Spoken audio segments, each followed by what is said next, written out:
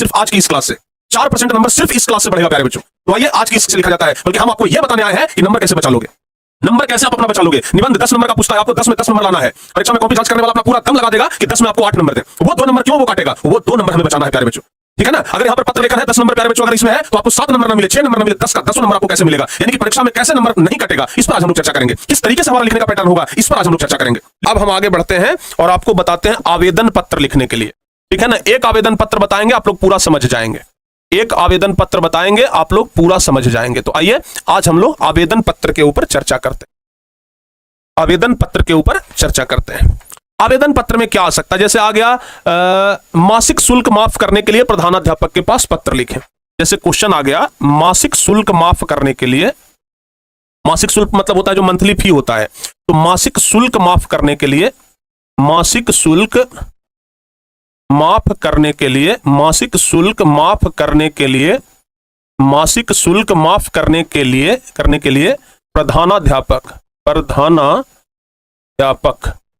मासिक शुल्क माफ करने के लिए प्रधानाध्यापक के पास पत्र लिखें। आवेदन पत्र होता है प्रधानाध्यापक के पास, आवेदन पत्र। ठीक है ना। आवेदन पत्र लिखें। दिखने में तो लग रहा है कि बड़ा आसान चीज है ये, है? दिखने में तो लग रहा होगा कि ये बड़ा आसान चीज है, कोई कठिन चीज नहीं है। आप लोग को भी यही लग रहा होगा ना कि अरे कोई कठिन चीज नहीं है भाई, बड़ा आसान चीज है। लेकिन कैसे लिखा जाता है एक बताएंगे बाबू, पूरा आ जाएगा आप लोगों को। देखिए अगर इस तरीके का चीज लिखने के लिए आ जाए परीक्षा में तो बड़ा आराम से आप लिख दीजिएगा, कोनो दिक्कत नहीं होगा। सबसे पहले बड़ा प्यार से लिखना है, सेवा में, एकदम यहां से शुरू करना है बाबू, सेवा में। सेवा में देने के बाद आप तुरंत कॉमा दे दीजिए। कॉमा का भी बड़ा महत्व होता है आवेदन पत्र लिखने में। कॉमा भी अगर आप छोड़ते हैं तो आपका नंबर कटेगा। अगर आप कॉमा तक भी छोड़ देते हैं ना तो आपका नंबर एकदम पर्याप्त मात्रा में कटेगा, ध्यान रखिएगा। तो सेवा में, किनकी सेवा में हम ये पत्र लिख रहे हैं, तो प्रधाना जो चार्ज है उनकी महोदय, जो प्रधानाध्यापक महोदय हैं, तो सेवा में। और जहां पर कॉमा दिए हैं जस्ट उसके बगल से नीचे लिखिएगा, वो लाइन छोड़ दीजिए, जहां पर कॉमा खत्म हुआ उसके नीचे लिखिए प्रधानाध्यापक, प्रधानाध्यापक लिखेंगे, सेवा में प्रधानाध्यापक महोदय, महोदय। ठीक है बाबू। अगर मान लिया जाए कि हमारे प्रधानाध्यापक कोई महिला है तो प्रधानाध्यापक महोदया लिखेंगे, लेकिन अभी महोदय लिखते हैं। सेवा में क्या होगा बाबू, प्रधानाध्यापक महोदय। किस स्कूल के प्रधानाध्यापक हैं, तो मान लिया जाए कि हम लिख सकते हैं, हम लोग जैसे हम कुछ भी लिख सकते हैं, महाविद्यालय, हम ऐसे लिख देते हैं आदर्श महाविद्यालय, आदर्श कॉलेज, महाविद्यालय चाहे कॉलेज भी लिख दें, आदर्श कॉलेज लिख दीजिए, आदर्श कॉलेज पटना।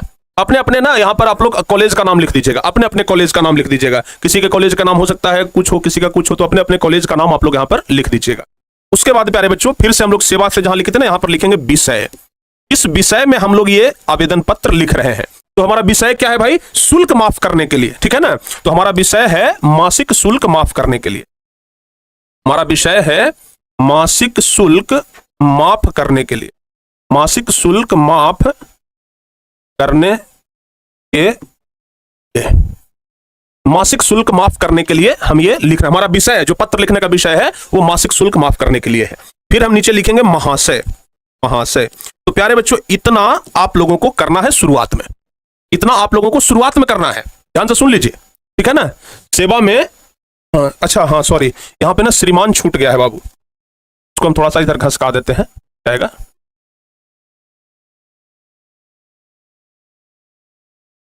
सेवा में श्रीमान, सेवा में श्रीमान, थोड़ा इज्जत से लिखना है। ठीक है ना। सेवा में श्रीमान प्रधानाध्यापक महोदय, ऐसे करके लिख।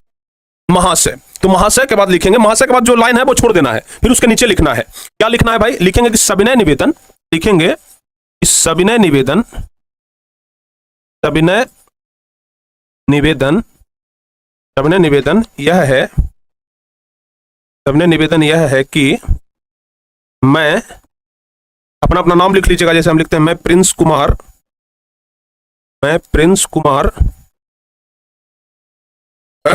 वर्ग, जैसे हम लोग का परीक्षा जो चल रहा है वो 12वीं का ना चल रहा है बाबू, तो हम लिख सकते हैं कि मैं प्रिंस कुमार वर्ग, चाहे वर्ग नहीं लिखे तो ऐसे सिर्फ यही लिखते हैं मैं प्रिंस कुमार 12वीं का छात्र हूं, 12वीं का छात्र हूं, छात्र हूं। अब मान लिया जाए कि जैसे कोई छात्रा है तो वो अपना नाम छात्रा लिखेंगे। ठीक है ना।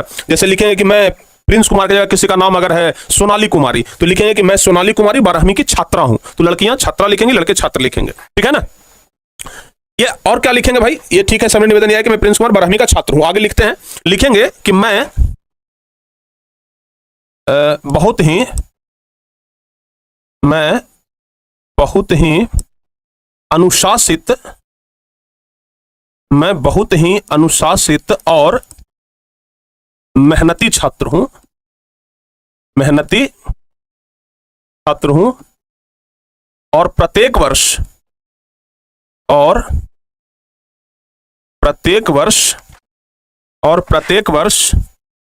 अपने वर्ग में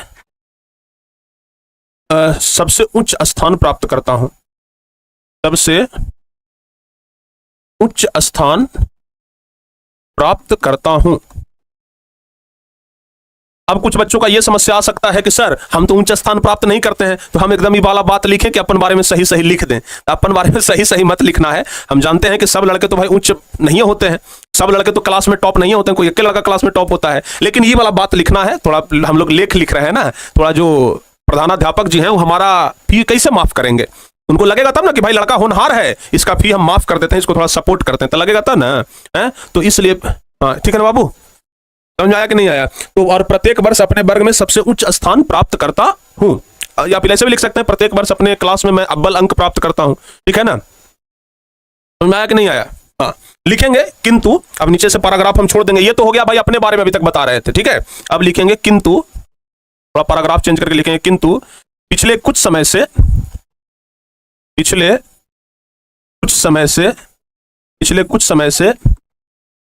हमारे घर का आर्थिक स्थिति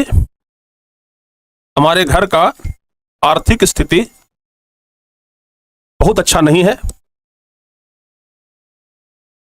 बहुत अच्छा नहीं है, क्योंकि अपना मन से जो भी आता है ना लिखते चल जाइए। आप लोग तो बहाना बनाना बढ़िया से बढ़िया जानते हैं। अगर जमा नहीं हुआ है तो बहाना बनाना बढ़िया से बढ़िया आप लोग जानते हैं, ठीक है। जैसे जानते हैं हमारा ऑफलाइन सेंटर है, ठीक है ना, तो हमारे ऑफलाइन सेंटर में बहुत सारे विद्यार्थी ऐसे होते हैं जिनका कि समय पर फी जमा नहीं होता है, तो कई सारे लोग बहाने बनाते हैं। कभी कहेंगे कि सर पापा नहीं आए हैं, पापा होली में आएंगे, पापा दीपावली में आएंगे, सर पापा भेजेंगे, ये है वो है, ठीक है ना। ठीक है, क्या बाबू समझ में आया कि नहीं आया। सर भैंस अभी बच्चा नहीं दिया है, भैंस बच्चा देगा फिर दूध बिकेगा तब आपको सर पैसा मिल जाएगा। अनेक प्रकार के बहाने बनाते हैं। कई बार बच्चे ऐसे बोल देते हैं कि सर अभी जानते हैं सर अभी भैंसिया ने सर बच्चा नहीं दिया है, भैंसिया बच्चा देगा ना सर उसके बाद फीस जमा हो जाएगा, ठीक है। अब अगला दिन से बेचारा से हम पैसे नहीं मांगते हैं ना। एक बार कह दिया कि सर भैंस बच्चा देगा तब आपको पैसा मिल जाएगा, अगला दिन से हम पैसा नहीं मांगते हैं उससे। अगला दिन से उससे हम रोज खाली यही पूछते हैं कि तुम्हारा भैंस बच्चा दिया कि नहीं दिया, तुम्हारा भैंस बच्चा दिया नहीं सर अभी कहाँ दिया है, फिर बेटा तुम्हारा भैंस बच्चा दिया नहीं दिया। मतलब अगला बार तो फीस के चर्चे नहीं है, भैंस बच्चा दिया कि नहीं दिया उस पर हम निर्भर हैं, ठीक है ना। यही बात होता है, समझ में आया कि समझ में क्या समझ गए ना। तो आर्थिक स्थिति बहुत अच्छा नहीं है क्योंकि हमारे पिताजी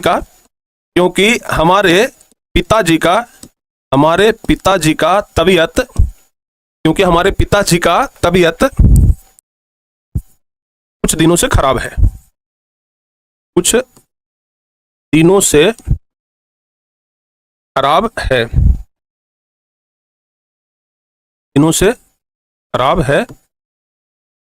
इससे वह या फिर जिसके चलते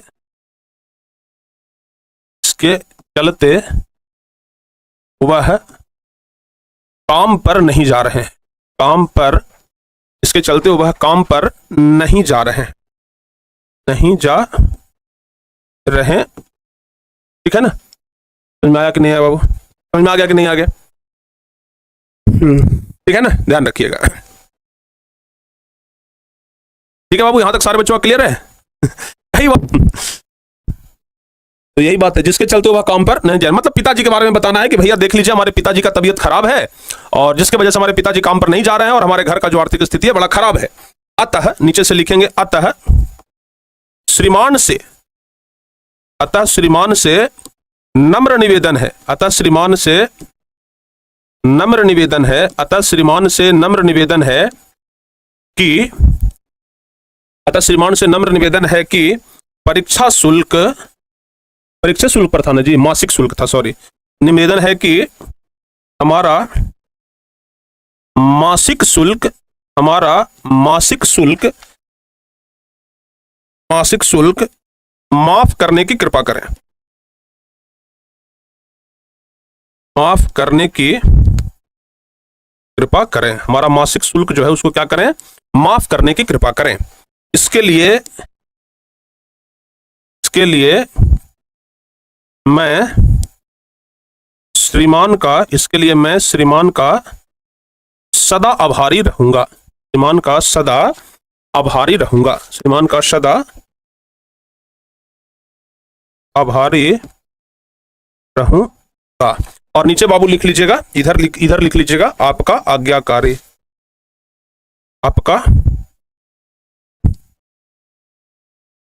आज्ञाकारी छात्र। ठीक है, इधर आप लोग नाम ये सब अपना लिख लीजिएगा, ठीक है ना। और इधर प्यारे बच्चों डेट मेंशन कर दीजिएगा, इधर जो डेट होगा उसको मेंशन कर दीजिएगा। और इस तरीके से अगर आप लिखेंगे तो बाबू कभी भी नहीं आपको नंबर कटेगा, कभी नंबर नहीं कट सकता है, ये बात एकदम कंफर्म मान लीजिए। अगर ऐसे लिखेंगे तो कभी आपका नंबर नहीं कटेगा, एकदम ध्यान रखिए। समझ में आया कि नहीं आया बाबू? बताओ बाबू जल्दी से, यहां तक क्लियर है? यहां तक सारे बच्चों का क्लियर? तो शुरुआत वाला बस ध्यान रखना, ये वाला कि कहां से हम श्रीमान लिखेंगे, कहां से कॉमा देना है, कहां से विषय लिखना है, किसे महाशय लिखना है। और उसके बाद जो दिक्कत है जिस टॉपिक पर आ रहा है, जैसे मासिक शुल्क माफ करने के लिए, तो एक कारण लिख लीजिए, क्यों मासिक शुल्क को माफ करेंगे प्रधानाध्यापक आपका, क्यों माफ करेंगे? तो भाई एक बहाना बनाइए कि हमारे पिताजी का तबियत खराब है, हमारे पिताजी का तबियत खराब है, ठीक है ना। तो ये बात आराम से तुरंत हो जाएगा, ठीक है। तो इस तरीके से आप लोग आवेदन पत्र लिख लीजिएगा, बाबू पूरा नंबर आपको मिलेगा, एक नंबर नहीं कटेगा। समझ में आ गया कि नहीं आ गया? तो इसी तरीके से बहुत सारे आवेदन पत्र हैं जो कि आप लिख सकते हैं, ठीक है ना। जैसे नया खाता खुलवाने के लिए मैनेजर के पास लिखना है, ठीक है ना, नया खाता खुलवाने के लिए बैंक मैनेजर के पास आवेदन पत्र लिखना है, तो लिख देंगे सेवा में श्रीमान शाखा प्रबंधक भारतीय स्टेट बैंक पटना, ठीक है ना। नया खाता खोलने के संबंध में, आप लोग बैंक में खाता खुलाने जाते होंगे तो आवेदन लिखते हैं, नया खाता खुलाने के संबंध में। आजकल तो आवेदन लिखने का समय नहीं है, ये मतलब जरूरत ही नहीं पड़ता है। बैंक में जाइए, अगर जी खाता खोलने वाला को फार्म लाइए, फार्म लीजिए, भर दीजिए, हो गया, खाता खुल गया, ठीक है ना। लिख देंगे सबने निवेदन यह है कि मैं प्रिंस कुमार पटना का निवासी हूं, मुझे आपके बैंक में एक नया खाता खोलना है, सेविंग अकाउंट जिसको हम लोग बचत खाता बोलते हैं, वो खोलना चाहते हैं।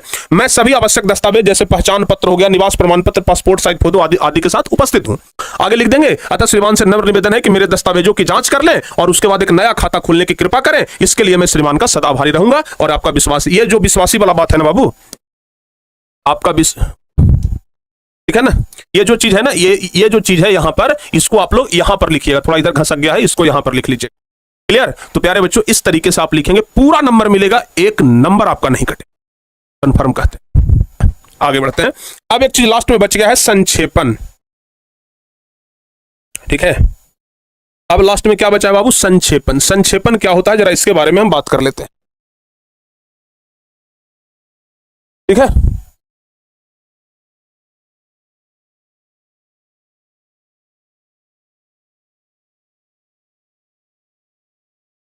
हाँ, संक्षेपण। संक्षेपण मतलब क्या होता है बाबू? संक्षेपण मतलब होता है संक्षेप में लिखना। संक्षेपण मतलब क्या होता है? संक्षेपण मतलब होता है, संक्षेपण मतलब होता है संक्षेप में लिखना, याद रखिएगा, ठीक है ना। तो बहुत सारा हम एक आवेदन पत्र बता दे रहे हैं, ठीक है ना, और बहुत सारा आवेदन पत्र आप लोग खुद से लिखने का प्रयास करिएगा। सब कुछ हम नहीं ना बताएंगे बाबू, सब कुछ आप लोगों को याद तो मतलब रट्टा तो नहीं मारना है ना, आप लोग को समझना है कॉन्सेप्ट कैसे लिखाता है। तो संक्षेपण की अगर हम बात करें तो संक्षेपण कैसे लिखाएगा? तो भारत को त्योहारों का देश कहा जाता है। भारत जो है एक त्योहारों का देश है, याद रखिएगा, ठीक है ना बाबू। भारत जो है वो त्योहार, आप पहले पैराग्राफ पूरा पढ़ लीजिए और उसके बाद इसको संक्षेप में लिख दीजिएगा, उसी को संक्षेपण कहते हैं। तो पहले हम पैराग्राफ पढ़ लेते हैं कि भारत को त्योहारों का देश कहा जाता है। भारतीय त्योहार मुख्य रूप से फसलों का त्योहार है, इसका कारण है भारत का कृषि प्रधान देश होना। लगभग सभी त्योहार धर्मों से संबंधित है। भारत अनेक धर्मों का देश है, यहाँ हिंदू, बौद्ध, जैन, सिख, पारसी, ईसाई और इस्लाम धर्म को मानने वाले लोग रहते हैं। सभी धर्मों को मानने वाले को अपने अपने धर्म पालन करने और त्योहार मनाने की स्वतंत्रता है, इसलिए धार्मिक त्योहार भी विविधता लिए हुए हैं। इनसे एक दूसरे के धर्मों को जानकर अच्छे मनुष्य बनने का भाव जागृत होता है। दशहरा, दिवाली, कृष्ण जन्माष्टमी, रामनवमी, ईद, मुहर्रम, गुरु पर्व, क्रिसमस, महावीर जयंती आदि धार्मिक त्योहार है। तो प्यारे बच्चों, आप जब इस पूरे पैराग्राफ को पढ़ रहे हैं तो आपके दिमाग में एक चीज तब तक चलना चाहिए, जब आप इस पूरे पैराग्राफ को पढ़ रहे होते हैं तो वहां पर आपके दिमाग में एक चीज चलना चाहिए कि ये पूरा पैराग्राफ किस चीज के ऊपर है। तो सबसे पहली बात आप देख लीजिए, कई जगहों पर त्योहार त्योहार त्योहार, ठीक है ना, त्योहार, ठीक है। कई जगहों पर आप देखेंगे सिर्फ त्योहार का चर्चा आया, वो भी कहां में त्योहार? तो भारत के त्योहारों का चर्चा आया है। यानी कि ये जो पूरा टॉपिक है ना, ये भारत के त्योहार के ऊपर है, ये जो पूरा टॉपिक है ये किसके ऊपर, आप जब इस पैराग्राफ को आप पढ़ेंगे तो आपको पता लग जाएगा कि ये किस चीज के ऊपर पैराग्राफ है। तो आप खुद समझ जाएंगे कि अच्छा ये जो पूरा पैराग्राफ है ना ये त्योहारों के ऊपर है, भारत का त्योहार। तो सबसे पहले इस पूरे पैराग्राफ को आप पढ़ने के बाद एक शीर्षक ढूंढने का प्रयास करिए। इस पूरे पैराग्राफ का शीर्षक क्या होगा? तो इस पूरे पैराग्राफ का शीर्षक हम लोग दे सकते हैं भारत त्योहारों का देश। अगर हम इस पूरे पैराग्राफ को पढ़ें और एक सही एक सटीक शीर्षक हम लोग देना चाहें तो आराम से हम इसका एक शीर्षक दे सकते हैं भारत त्योहारों का देश। भारत जो है वो त्योहारों का देश है, ये हम लोग शीर्षक दे सकते हैं। तो हम पहले क्या करेंगे कि पहले पढ़ेंगे, उसके बाद इसका शीर्षक दे दिए। अच्छा, आप लोगों को हिंदी में हम बहुत सारा सारांश लिखना सिखाए हैं। हिंदी में हम सारांश लिखना सिखाए हैं ना बाबू?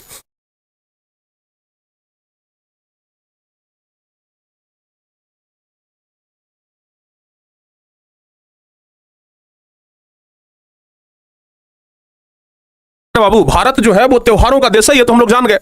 अब इसके बाद क्या करना है, आप लोगों को सारांश लिखना तो हम बहुत पढ़ाए हैं, तो इसको हम लोग शॉर्टकट में लिखेंगे। कितना शॉर्टकट में? तो बाबू अगर आप लोग ध्यान से सुन लीजिए, अगर 75 वर्ड में ये टोटल है तो हमको फिर इसका 1/3 कर देना है। जैसे 1/3 जैसे 75 है तो इसका बटा 3 कर दीजिएगा तो 25 आएगा। मतलब लगभग 25 वर्ड में हमको लिख लेना है। अगर 100 वर्ड में अगर आपका ये वाला है तो इसका बटा 3 कर दीजिए, लगभग 33-34 वर्ड में हमको संक्षेपण करना है। इस तरीके से प्यारे बच्चों, तो ये पूरा हम पहले गिनती कर लेंगे, 1 2 3 4 ऐसे करके हम पूरा गिनती करेंगे शब्द को। तो हम बाबू टोटल शब्द हमें कितना मिला? 106 को। तो हम इसका संक्षेपण करेंगे, मतलब एकदम जैसे ये है ना 2 2 4 2 6 लाइन में है ना पूरा 6 लाइन में। देखिए अगर आप कम से कम संक्षेपण करना है तो ऐसे भी करिएगा, 2 2 4 2 6 लाइन है तो 6 लाइन है तो हम इसको कम से कम 2 लाइन में संक्षेपण करेंगे। तो क्या लिखेंगे? भारत को त्योहारों का देश कहा जाता है, फसलों से ये त्योहार जुड़े हुए हैं, इसी कारण भारत कृषि प्रधान देश है। भारत अनेक धर्मों का देश है, एक दूसरे के धर्मों को जानकर अच्छे मनुष्य बनने का भाव जागृत होता है। मतलब इस पूरे टॉपिक को पढ़ने के बाद इसका एकदम निचोड़ जो है प्यारे बच्चों आपको 2 लाइन में 2.5 लाइन में लिख देना है, ठीक है ना? तो 2 लाइन में लिख दिए और नीचे हमको यह भी लिखना है कि हमारा जो पूरा पैराग्राफ था यह 106 शब्द में था और हम जो ये वाला लिखे हैं संक्षेपण, ये संक्षेपण 35 वर्ड में है। तो 106 का अगर संक्षेपण करेंगे तो लगभग 35 होगा। तो 4-5 शब्द आगे पीछे हो जाए उससे कोई फर्क नहीं पड़ता है। 35 की जगह अगर हम 40 शब्द में लिख दें तो कोई दिक्कत हो जाएगा? नहीं दिक्कत होगा। समझ में आया ना बाबू? 35 की जगह अगर हम 40 लिख दें कोई दिक्कत नहीं है। तो इस तरीके से क्या होता है? संक्षेपण होता है। और भी कई सारे, जैसे देखिए ये बाबू एक पैराग्राफ हो गया। हम क्या लिखेंगे? अनुशासन की आवश्यकता छात्र जीवन के लिए सबसे अधिक है। पहले आप लोग टॉपिक को जब पढ़ेंगे, जब इस पैराग्राफ को पढ़ेंगे तो आपके दिमाग में ये चलते भी रहे कि आखिर भाई ये किस चीज के ऊपर पैराग्राफ है, इसका एक शीर्षक क्या होगा। शीर्षक खोजने का प्रयास करिए, ठीक है ना? तो अनुशासन की आवश्यकता छात्र जीवन के लिए सबसे अधिक है। वे विवेक संगत श्रृंखला में बंधे रहने की आदतें डालें, उनकी क्षमता बिखर करके नष्ट न हो पाए, उनकी साधना के बादल चट्टान और बंजर पर न बरसे, उनकी लालसा कलंक से काले पड़े, भौरे की लालसा मात्र न बन जाए। ये वाला जो पैराग्राफ है ना ये आपको क्वेश्चन पेपर में मिलेगा। ये पैराग्राफ आपको क्वेश्चन पेपर में मिलेगा और इस क्वेश्चन पेपर को पढ़ करके आपको छोटा सा लिखना है। तो ये पूरा क्वेश्चन पेपर हम पढ़ लिए, पूरा ये पैराग्राफ पढ़ लिए, उसके बाद आप इसका अगर शीर्षक खोजेंगे तो इसका शीर्षक मिलेगा। चूंकि अनुशासन देखो बाबू जो आपको शीर्षक खोजना बड़ा आसान हो जाएगा। जो सबसे पहला लाइन है ना इसको आप लोग जरा ध्यान से समझने का प्रयास करिए, बाकी को आप छोड़ दीजिए। पहला लाइन को सिर्फ एकदम ध्यान से देखिए और पहला लाइन को ही ध्यान से देखेंगे तो आपको पता लगेगा कि पूरा पैराग्राफ किस चीज के ऊपर है। तो देखिए अनुशासन की आवश्यकता छात्र जीवन के लिए सबसे अधिक है, मतलब कि ये पूरा पैराग्राफ जो है वो अनुशासन पर होगा। तो हम लोग आराम से लिख देंगे शीर्षक अनुशासन की आवश्यकता भी शीर्षक का नाम हो सकता है, या फिर जीवन में अनुशासन। अगर दूसरा हमको शीर्षक लिखने के लिए बोलता हम लिख देते अनुशासन की आवश्यकता। तो बाबू आराम से हमको पहला लाइन देख करके ही टॉपिक ये शीर्षक का पता लग जाता है, ठीक है ना? तो जीवन के हर एक क्षेत्र में अनुशासन की आवश्यकता पड़ती है। केवल विद्यालय में ही नहीं बल्कि परिवार और समाज में भी अनुशासन के नियमों का पालन करना चाहिए। उन्हें यह समझ लेना चाहिए कि पूरी सृष्टि और पूरा ब्रह्मांड भी अनुशासन में क्या है? बंधा हुआ है। तो इस तरीके से प्यारे बच्चों ध्यान रखना आप लोग कि आप लोगों को पूरा एक पैराग्राफ पढ़ना है और पूरा पैराग्राफ पढ़ने के बाद एक शीर्षक देना है और फिर हम इसका क्या करेंगे? संक्षेपण करेंगे। तो जब संक्षेपण करेंगे तो अनुशासन की आवश्यकता छात्र जीवन के लिए सबसे अधिक है, अन्यथा वे बिखर जाएंगे। जीवन के हर एक क्षेत्र में अनुशासन की आवश्यकता पड़ती है। पूरी सृष्टि और पूरा ब्रह्मांड अनुशासन में बंधा है। जीवन में अनुशासन ना हो तो हम आसानी से अराजकता का शिकार हो जाएंगे। तो ये जो पूरा पैराग्राफ था ये था कुल शब्द 119 और ये पूरा हो गया 39 शब्द में। इसका लगभग 1/3 होगा बाबू, देख लीजिएगा। तो आप लोगों को ये लास्ट में लिख देना है कि कुल शब्द इतना हुआ और संक्षेपण शब्द इतना हुआ। आपका पूरा का पूरा 4 नंबर मिलेगा, कोई आपका काट नहीं सकता है बाबू, ठीक है ना? कोई आपका काट नहीं सकता है। तो आप हमें ये बताइए अब क्या आप लोगों के अंदर वो विश्वास आ गया कि आप 100% सही तरीके से लिख सकते हैं? बताओ बाबू, अगर आवेदन पत्र, निबंध और संक्षेपण आ जाए तो 100% में से कितना परसेंट आपको विश्वास है कि आप लोग लिख लेंगे? एक बार जल्दी से बताइए तो 100% में से कितना परसेंट भरोसा है कि आप लिख लेंगे? एक बार बताओ बाबू जल्दी से। 100% में कितना परसेंट आप भरोसा रखते हैं कि हाँ लिखा जाएगा? बताइए जल्दी से, 100% में कितना परसेंट भरोसा रखते हैं कि लिखा जाएगा? जल्दी से बताइए ना। 100% में कितना परसेंट भरोसा है कि आप लोगों से लिखा जाएगा? 99%, 100% का 100%। वाह, बहुत बढ़िया जी। अब क्या चाहिए? 100 में 100 भरोसा है तो अब क्या चाहिए? इससे बढ़िया तो अब कुछ हो ही नहीं सकता है। ठीक है, चलिए बहुत बढ़िया। तो प्यारे बच्चों में पूरा भरोसा है कि आप एकदम लिख लेंगे, ठीक है ना। ऐसे ही प्यारे बच्चे आप लोग मेहनत करते रहें, पूरा एकदम जबरदस्त तरीके से लिखा जाएगा। तो आपके परीक्षा